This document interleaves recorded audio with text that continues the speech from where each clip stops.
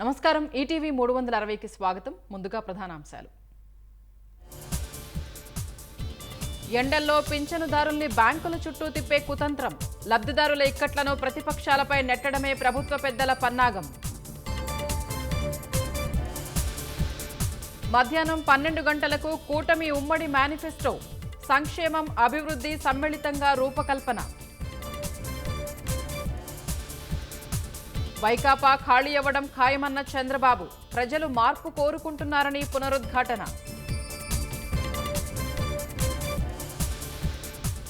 జగన్కు political holiday ఇచ్చి సాగనంపుదామన్న పవన్. ఓటుతో వైకాపా కుంభస్థలం బద్దలు కొట్టాలని ప్రజలకు పిలుపు. రైతుల భూముల పత్రాలపై జగన్ ఫోటోలెందుకు? సీఎం సతీమణి భారతిని నిలదీసిన వైకాపా నాయకుడు. పుంగనూరులో మంత్రి పెద్దిరెడ్డి వర్గీయుల దాష్టీకం. రామచంద్ర యాదవ్పై దాడికి యత్నం. ప్రచార రథాలకు నిప్పు. ఏడుకొండలవాడిని వదలని వైకాపా ప్రభుత్వ పెద్దలు. ఆధ్యాత్మిక క్షేత్రంలో అంతులేని అరాచకాలు.